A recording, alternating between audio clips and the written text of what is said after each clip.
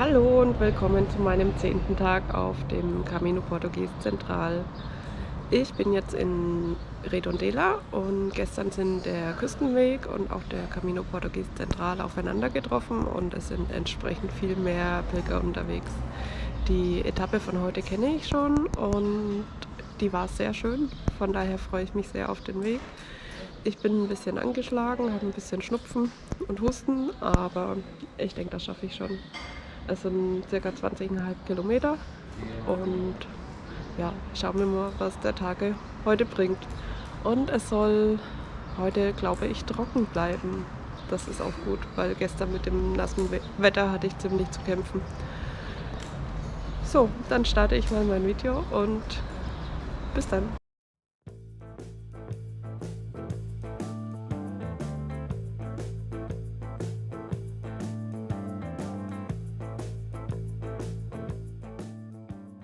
Die Wege aus den Städten raus, das ist immer so eine Sache, weil man dann auch viel Verkehr hat und es teilweise keine Gehsteige gibt. Aber heute geht es ziemlich viel durch die Natur und darauf freue ich mich schon sehr. Und heute habe ich mein Mate auch wieder dabei. Also ich habe mir wieder heißes Wasser abgefüllt. Ich muss noch mal gucken, wo ich mich dann hinsetzen kann, weil alles noch feucht ist. Aber irgendwas werde ich schon finden. Diese Horeos, das sind Getreidespeicher, sind irgendwie immer richtig schön anzusehen. Die schauen so toll aus. Also hier hast du einen und hier ist auch schon der nächste. Die sind ganz typisch für diese Region. Gestern wollte ich dann einfach ein bisschen gemütlicher machen und deswegen habe ich dann auch im Hostel selbst für mich gekocht. Und das war so lecker. Ich habe mir Garnelen mit Olivenöl und Knoblauch gemacht und dazu gab es Pimientos de Padrón, ein bisschen Tomate und die restlichen Pimientos, die habe ich in meinem Rucksack, weil das Paket so groß war und die kann ich dann auf dem Weg snacken. Die Wolkenformationen sind halt auch richtig schön und solange es trocken bleibt, ist das gut. Ich bin heute auch ein bisschen später gestartet, weil es heute wieder recht kalt sein soll. Und jetzt um 8:30 Uhr geht es eigentlich. Da komme ich mit dem dünnen Shit raus.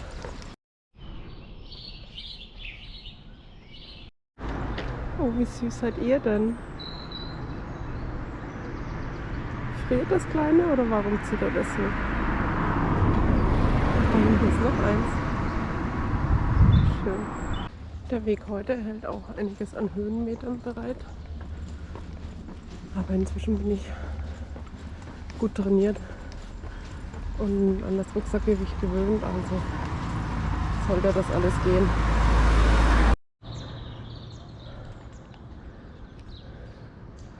Ich glaube, ich werde hier gleich meine Matepause einlegen. Dann habe ich weniger Gewicht. Es gibt Abfalleimer zum Ausleeren und ich kann ein bisschen ins Grüne schauen. Und da es heute ziemlich nass ist, ist es wahrscheinlich die beste Option. So, Matepause ist abgeschlossen und jetzt ist mein Körper hat auch wieder genug Flüssigkeit und das kann weitergehen. Und das Gute ist, mein Rucksack ist jetzt auch ein halbes Kilo leichter, weil ich das Wasser vom Mate nicht mehr mitschleppen muss. Und das merkt man schon, den halben Kilo.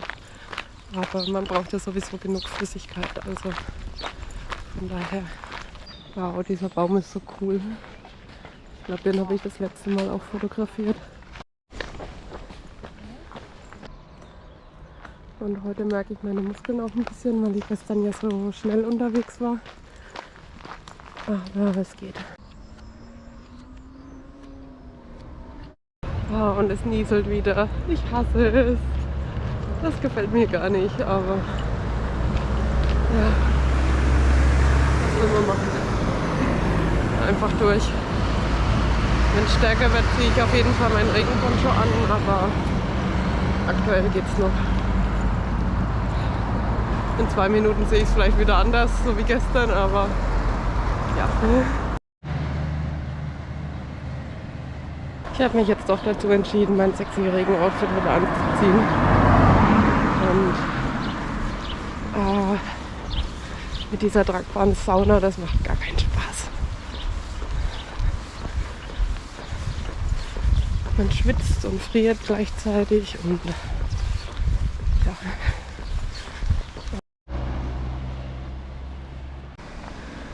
Es geht ganz schön bergauf.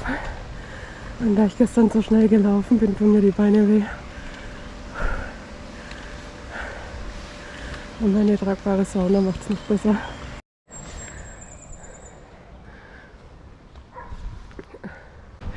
Mir läuft das Wasser runter und meine Brille beschlägt.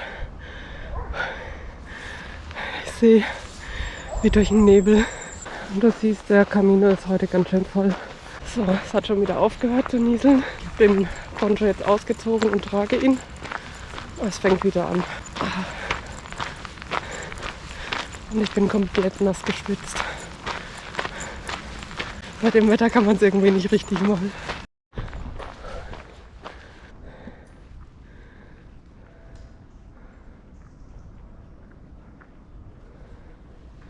Vorne gibt es einen Verkaufsstand. Mal gucken, was die so haben. Vielleicht nehme ich mir irgendwas mit. Aber das sind zu viele Leute, deswegen werde ich wahrscheinlich aus der Nähe nicht filmen. An dem Stand wurden diverse Camino-Souvenirs verkauft. Ich habe mir aber nichts mitgenommen, weil ich gucke eher nach einem Armband. Das letzte Mal hatte ich ein schönes Armband gefunden, das habe ich dann später aber leider verloren. Und sowas würde ich mir wieder mitnehmen.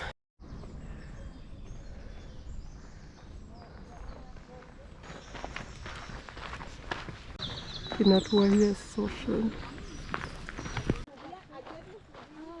Das letzte Mal hatte ich hier auf der Strecke wunderschönen Sonnenschein und am Nachmittag sollten es, glaube ich, 30 Grad oder so werden. Und heute ist es komplett das Gegenteil, das Wetter. Schon krass, das wirkt auch alles ganz anders. Und hier unten hat man eine richtig tolle Aussicht.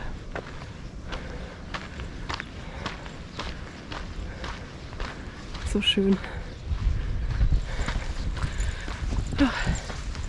Und es geht wieder ein bisschen bergauf. Das ist halt, geht's viel bergab, bergauf, bergab, bergauf. Das war jetzt ganz schön steil.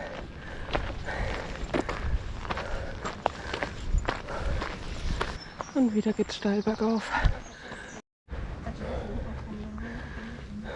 Jetzt geht's zum Glück ein bisschen geradeaus weiter. Hier hat man einen richtig schönen Aussichtspunkt. Und mit meiner Erkältung pfeife ich aus dem letzten Loch. An diesen Aussichtspunkt kann ich mich gar nicht erinnern, aber ich habe gerade auf meiner Komoot-Route gesehen, dass wir auch ein bisschen anders gelaufen sind. Also anscheinend haben sie die Route ein bisschen geändert. Aber schön hier oben. Und heute ist es so voll, das ist der Wahnsinn. Ich mag es ja lieber, wenn ich ein bisschen mehr allein bin. Ich freue mich auf jeden Fall schon auf die Espiritualrunde, weil dort wird es dann wieder ein bisschen leerer. So mit den Menschenmassen. Ich habe jetzt überholt.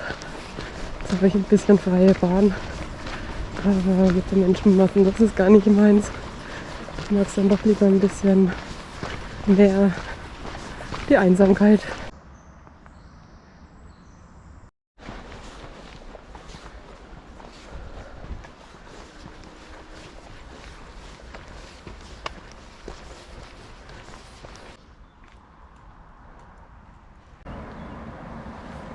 Gerade habe ich darüber nachgedacht, meinen Regenponcho auszuziehen und jetzt fängt wieder stärker das Regnen an. Ach, das ist echt verrückt. Ich vermute mal, dass das jetzt Arcade oder wie auch immer man das ausspricht ist. Und hier müsste es auch eine Frühstücksmöglichkeit geben und ich werde dann gleich mal gucken und mich ein bisschen aufwärmen, eine Kleinigkeit essen, bevor es dann wieder weitergeht.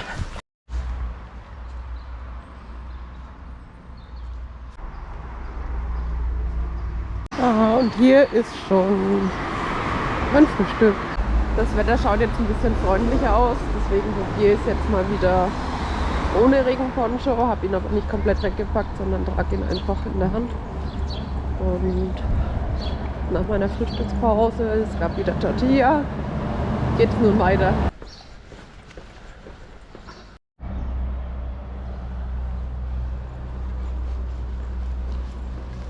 Im Restaurant draußen bin, fröstle ich ein bisschen. Deswegen versuche ich ein bisschen zügiger zu laufen, damit mir wieder warm wird. Das ist halt das Problem, wenn man so durchgeschwitzt ist, dann bei den Temperaturen fängt man einfach das Frieren an, oder ich zumindest. Aber ich bin eh so verfroren. Das sieht echt schön aus.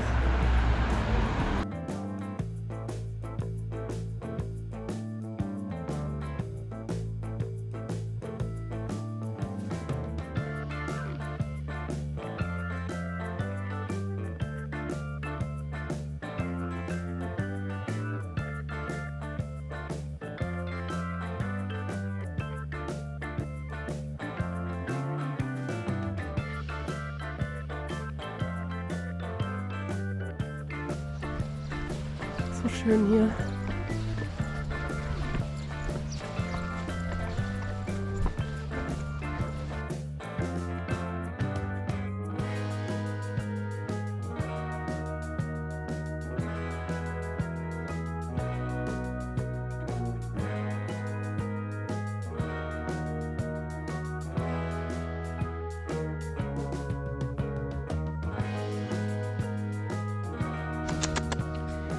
Want to say hello? Ich mach dir doch nichts, Süßer. In welche Richtung muss ich wohl gehen? Geradeaus oder nach rechts?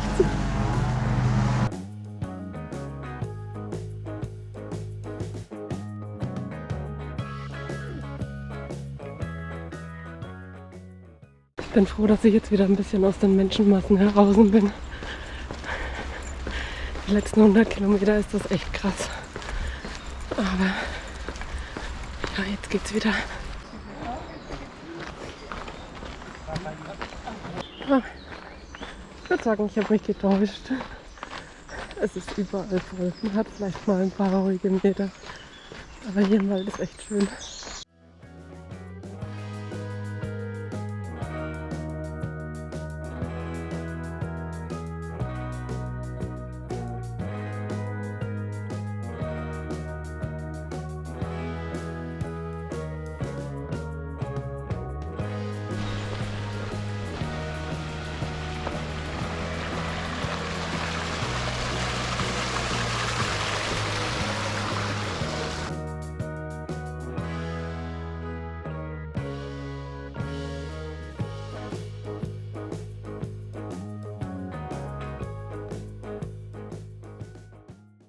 Hier mit diesen Steinen überall muss man ein bisschen aufpassen, weil die teilweise rutschig sind.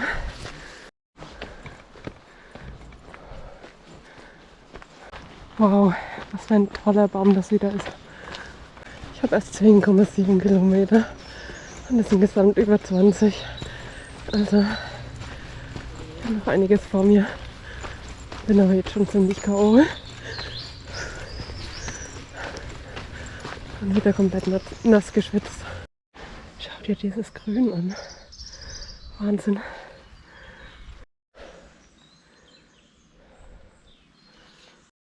Oh, hallo. Na? Ihr seid ja hübsch. Und du versteckst dich da hinten? Zeig dich mal. Ja, genau. Wunderschön bist du. Wunderschön. Hier ist noch eins. Hier am Verkaufsstand hinter mir. Sieht man ihn? Ja, ich glaube schon. Habe ich eine kleine Pause eingelegt und mich ein bisschen unterhalten. Und mal kurz hingesetzt. Und jetzt geht's weiter. Es gibt dann später eine Weggabelung. Da führt der eine Weg an einen Bachlauf entlang. Und der ist wunderschön. Aber ich glaube, bei diesem Mistwetter werde ich den langweiligen Weg an der Straße nehmen, weil ich habe Angst, dass ich dort im Matsch versinke.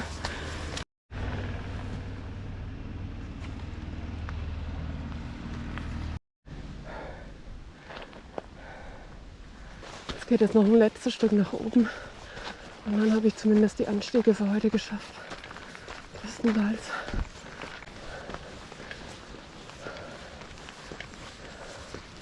Eieieiei. fühle ich mich echt nicht fit. Ein Transport damit wäre doch auch was. Nur der Fahrer ist nicht da. Ein Pausenplatz für die Pilger. Aber ich habe ja gerade erst Pause gemacht. Deswegen gehe ich weiter. Und bei dem alternativen Weg habe ich Bedenken, dass es so matschig ist, weil das letzte Mal bin ich bei 30 Grad gegangen und selbst da waren richtige Matschlöcher. Und da hat es vorher eigentlich nicht geregnet. Deswegen haben wir jetzt seit 2 Tagen Regen oder seit 3, besser gesagt. Als ich in Tui war, hat es abends ja auch geregnet. Und ich habe keine richtigen Wanderschuhe an, die dafür geeignet wären. Deswegen werde ich diesen Teil wohl skippen. Und ich sehe fast nichts, weil meine Brille so angelaufen ist.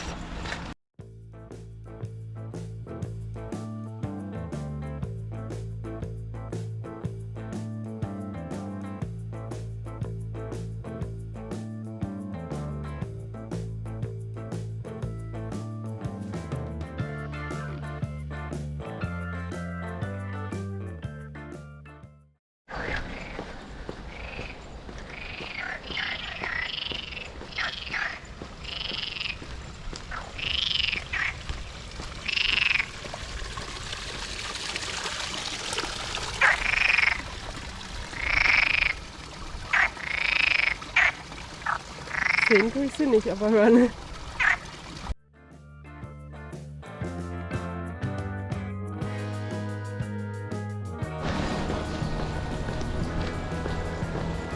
Und durch die Kälte sind meine Schultern richtig verspannt.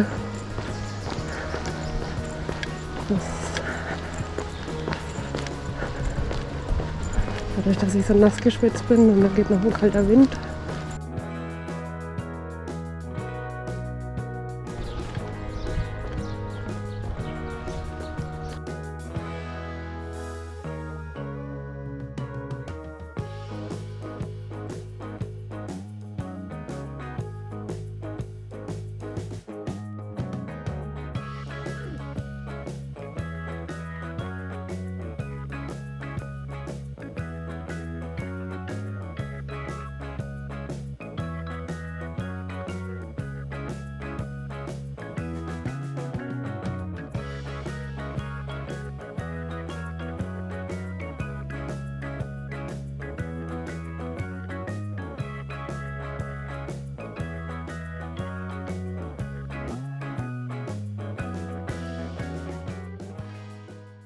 Okay, hier zweigt jetzt die alternative Route ab, aber es gibt auch eine Möglichkeit, später dann nochmal drauf zu gehen und das werde ich machen. Dann gehe ich nur das letzte Stück der Route und dadurch spare ich mir zum einen ein bisschen Lauferei, ich kann dir ein bisschen was zeigen davon und ja, hoffe, dass ich nicht im Matsch versinke. Hier an der Straße ist halt nicht so besonders schön, aber bei der anderen Route schlängelt es sich hin und her, sodass man ein ganzes Stück länger laufen muss.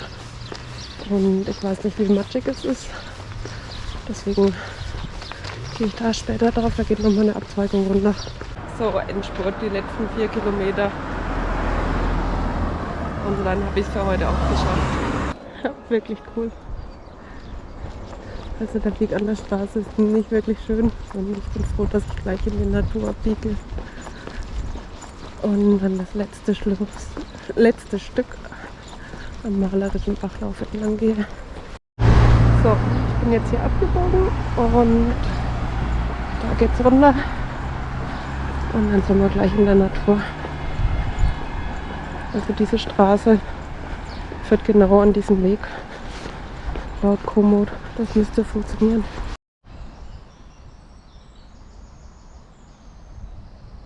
Und der Weg ist trockener als gedacht.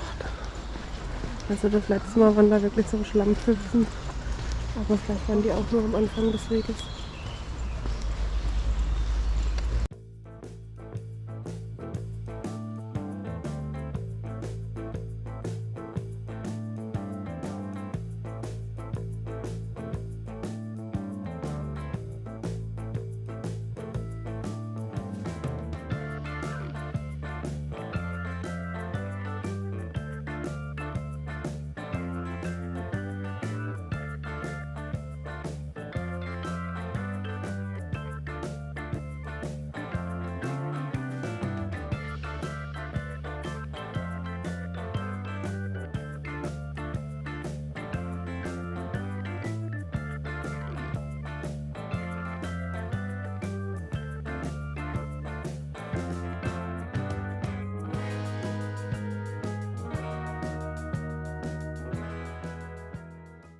okay, also hier ist es teilweise matschig. Und jetzt hätte es mich fast gelegt. Wow, diese Spiegelung ist so schön.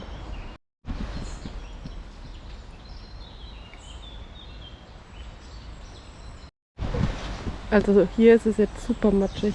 Also hier auch. Und guck mal, wie ich mich da durchkämpfe, ohne hinzufallen. Also es war definitiv eine gute Idee, später auf den Weg einzusteigen, weil teilweise ist es echt die reinste Rutschpartie. Selbst hier die Holzbohlen sind rutschig.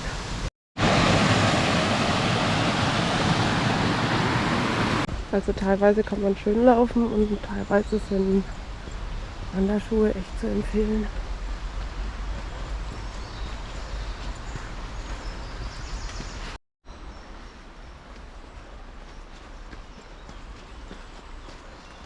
Und wenn man früher auf dem Weg einsteigt, dann ist es von der Landschaft her ähnlich. Also es geht immer schön an diesem malerischen Bachlauf entlang und es ist wirklich wunderschön. Aber wie gesagt, ich wollte die Schlammschlacht wenigstens teilweise vermeiden, deswegen bin ich später eingestiegen. Aber ein bisschen was wollte ich dir dennoch zeigen und deswegen sind wir hier.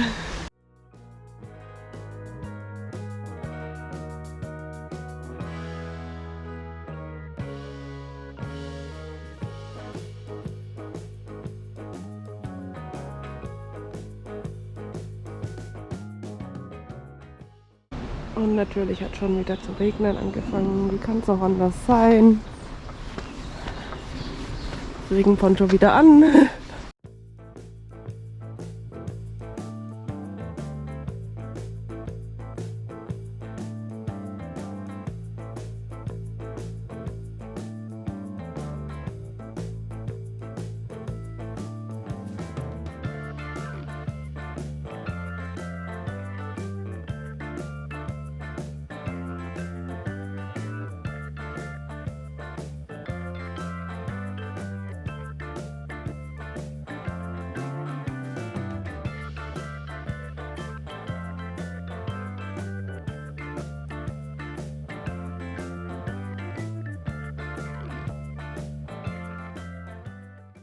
An dieses Gemälde kann ich mich noch erinnern.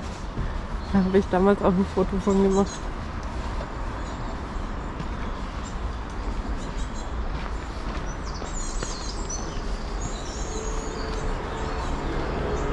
Und diesen Durchgang fand ich auch so schön.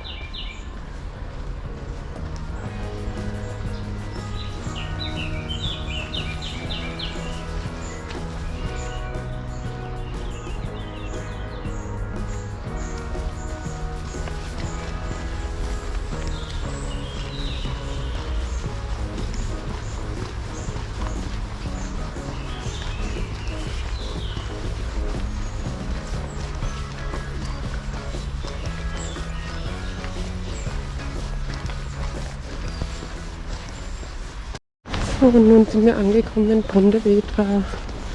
Und bald bin ich von meinem Hostel, kann mir eine schöne warme Dusche gönnen, Wäsche waschen, das übliche Pilgerleben halt.